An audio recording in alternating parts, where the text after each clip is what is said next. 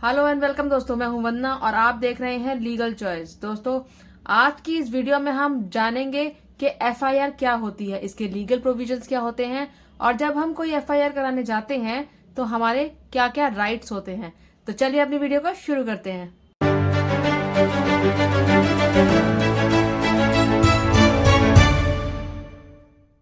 दोस्तों, वीडियो शुरू करने से पहले आपसे रिक्वेस्ट करूंगी कि मेरी इस वीडियो को लाइक कर दीजिएगा और मेरे चैनल को सब्सक्राइब जरूर कर लीजिएगा और साथ में बेल आइकन भी दबा दीजिएगा, जिससे कि मेरी सारी वीडियोस आप तक सबसे पहले पहुंचे। बेसिकली अगर हम बात करें तो एफआईआर का मतलब होता है फर्स्ट इंफॉर्मेशन रिपोर्ट, यानी कि अगर कोई क्राइम होता है, जब भी कोई क्राइम होता है तो उसके बाद जो भी पहली इंफॉर्मेशन पुलिस के पास जाके रिकॉर्ड करवाई जाती है, यानी आप जो भी इंफॉर्मेशन पुलिस को देते हैं और पुलिस उसको रिटर्न में रिकॉर्ड करती है तो वो होती है एफआईआर, यानी कि फर्स्ट इंफॉर्मेशन रिपोर्ट। सीआरपीसी के सेक्शन 154 में एफआईआर के बारे में बात की गई है। लेकिन क्या एफआईआर हर ऑफेंस के बाद कराई जा सकती है? जी नहीं, एफआईआर हर ऑफेंस के बाद नहीं कराई जा सकती। तो वो कौन से ऑफेंस होते हैं, वो कौन से अपराध होते हैं जिनके बाद एफआईआर कराई जा सकती है?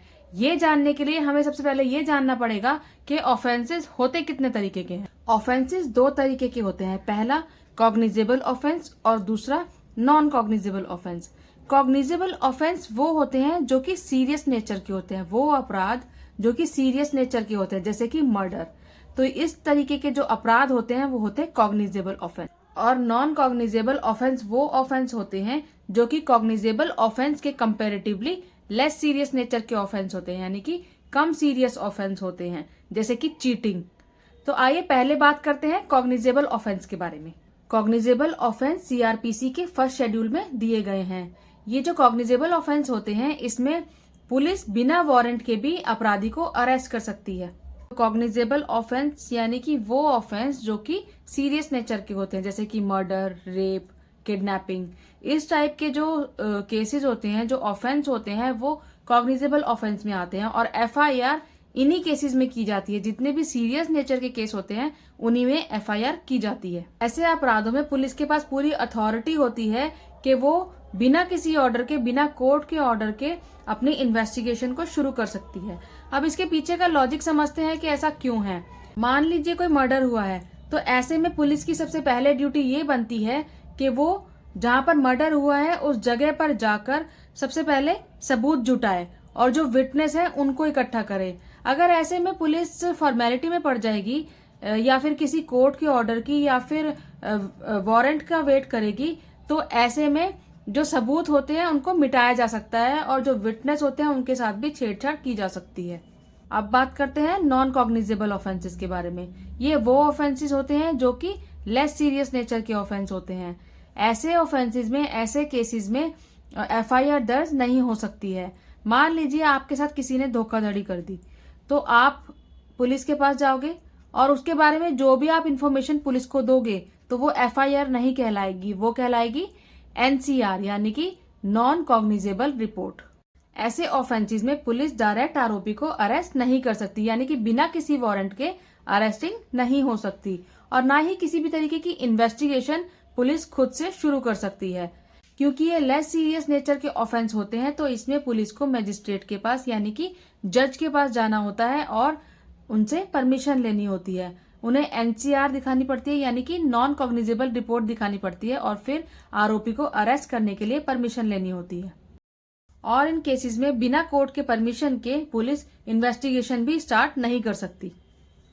नॉन कॉग्निजेबल ऑफेंस भी सीआरपीसी के फर्स्ट शेड्यूल में ही दिए गए हैं। इसमें चीटिंग या फिर मान लीजिए गवर्नमेंट का कोई रूल आपने ब्रेक कर दिया हो, तो इस टाइप के केसेस इसमें आ जाते हैं। मान लीजिए आप कोई ऐसी फूड आइटम सेल कर रहे हैं जो कि पॉइजनस है या फिर इंजूरियस टू हेल्थ है, या फिर कोई ऐसी चीज जो कि खराब हो चुकी है और उसको खाने के बाद किसी की तबीयत बिगड़ सकती है, तो ये जो ऑफेंस होगा ये नॉन कॉग्निजेबल ऑफेंस में आएगा। और इसमें जो इन्फॉर्मेशन पुलिस को दी जाएगी और जो पुलिस रिकॉर्ड करेगी वो एनसीआर होगी, यानी कि नॉन कॉग्निजेबल रिपोर्ट कहलाएगी। तो ये थे हमारे कॉग्निजेबल और नॉन कॉग्निजेबल ऑफेंस। उम्मीद करती हूँ ये आपको समझ में आ गए होंगे। तो अब आगे बढ़ते हैं और ये जानते हैं कि एफआईआर क्यों जरूरी होती है, क्यों इम्पोर्टेंट होती है।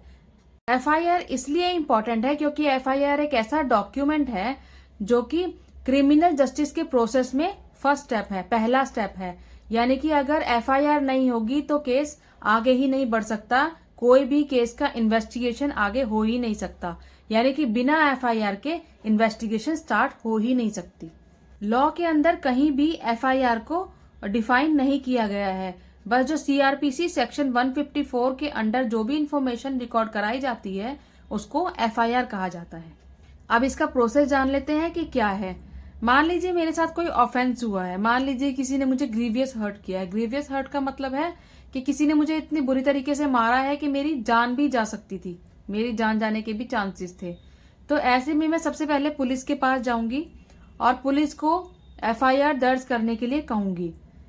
उस एफआईआर में जैसे जैसे मैं अपनी इंफॉर्मेशन देती जाऊंगी, जो जो मेरे साथ हुआ मैं उनको बताती जाऊंगी और वैसे वैसे ही पुलिस उसको रिटर्न में लिखती जाएगी, पेपर पे लिखती जाएगी। ये इन्फॉर्मेशन मैं खुद से लिखकर भी दे सकती हूँ। मान लीजिए मैंने खुद से लिख लिया और वो पेपर ले जाकर पुलिस को दे दिया तो वो भी एफआईआर मानी जा सकती है। या फिर मैं बोलती गई और पुलिस लिखती गई, वो भी एफआईआर। दोनों ही तरीके से रिटर्न में एक रिकॉर्ड बन जाता है जो कि पुलिस के पास रहता है। उसके बाद पुलिस उस पर मेरे साइन लेगी और वो साइन जो होंगे वो इस बात का सबूत होगा कि जो भी इंफॉर्मेशन मैंने दी है वो बिल्कुल सही दी है, उसमें कोई भी झूठ नहीं है, कुछ भी गलत नहीं है। बिना किसी दबाव के मैंने वो इंफॉर्मेशन पुलिस को दी है। उस साइन का मतलब ये होगा। और उस रिटर्न रिपोर्ट की एक कॉपी पुलिस अपने पास रखेगी और उसकी एक कॉपी मुझे दे दी जाएगी। अब सेक्शन 154 के अकॉर्डिंग अगर किसी महिला के साथ इनमें से कोई भी ऑफेंस हुआ हो, जैसे कि section 326A voluntarily causing grievous hurt by the acid, section 354 assault of criminal force to women with intent to outrage her modesty, section 354A sexual harassment and punishment for sexual harassment, section 354D stalking, section 376 punishment of rape, section 376A punishment of causing death और resulting in persistent vegetative state of victim, सेक्शन 376D gang rape. तो इनमें से कोई भी offence अगर किसी महिला के साथ हुआ हो तो उसकी जो एफआईआर रिकॉर्ड की जाएगी वो एक महिला पुलिस के द्वारा ही की जाएगी। और अगर वो महिला फिजिकली और मेंटली डिसेबल है तो ये पुलिस की ड्यूटी है कि वो उसकी एफआईआर को रिकॉर्ड करने के लिए उसके घर जाए या फिर कोई भी ऐसी कंफर्टेबल जगह जहां पर वो महिला कंफर्टेबल हो वहां पर पुलिस जाएगी और अपने साथ एक इंटरप्रेटर को या फिर एक स्पेशल एजुकेटर को लेकर जाएगी जो कि उस महिला की भाषा को या फिर उसके इशारों को समझ सके और उसको अच्छे से ट्रांसलेट करके उसकी एफआईआर लिखने में हेल्प कर सके। और ऐसी जो इन्फॉर्मेशन रिकॉर्ड की जाएगी उस इन्फॉर्मेशन की वीडियोग्राफी की जाएगी, यानी कि उस इन्फॉर्मेशन की वीडियो रिकॉर्ड की जाएगी और उस रिकॉर्डिंग को पुलिस अपने पास भी रखेगी और उसकी एक कॉपी उस महिला को भी देगी, वो भी फ्री ऑफ कॉस्ट। अब बात आती है कि अगर आपके साथ कोई कॉग्निजेबल ऑफेंस हुआ है और आप एफआईआर दर्ज कराने गए हैं लेकिन पुलिस ने एफआईआर दर्ज करने से मना कर दिया, तो ऐसे में आप क्या करेंगे? अगर आपके साथ कोई कॉग्निजेबल ऑफेंस हुआ है और पुलिस आपकी एफआईआर दर्ज नहीं कर रही है तो ऐसे में आप अपनी इन्फॉर्मेशन जो भी आप देना चाहते हैं वो अपने एरिया के सुपरिटेंडेंट ऑफ पुलिस को दे सकते हैं। आप अपनी इन्फॉर्मेशन उनको वहीं जाकर रिटर्न में भी दे सकते हैं या फिर उनको बाय पोस्ट भी भेज सकते हैं। अगर उनको लगता है कि आपकी जो रिपोर्ट है, जो आपने इन्फॉर्मेशन दी है वो जेन्युइन है और जो आपके साथ में हुआ है वो कॉग्निजेबल ऑफेंस है, तो वो खुद इसकी इन्वेस्टिगेशन भी कर सकते हैं और अपने किसी सबऑर्डिनेट ऑफिसर को भी बोल सकते हैं कि इस केस के ऊपर इन्वेस्टिगेशन शुरू की जाए। ये जानते हैं कि कौन एफआईआर दर्ज करा सकता है।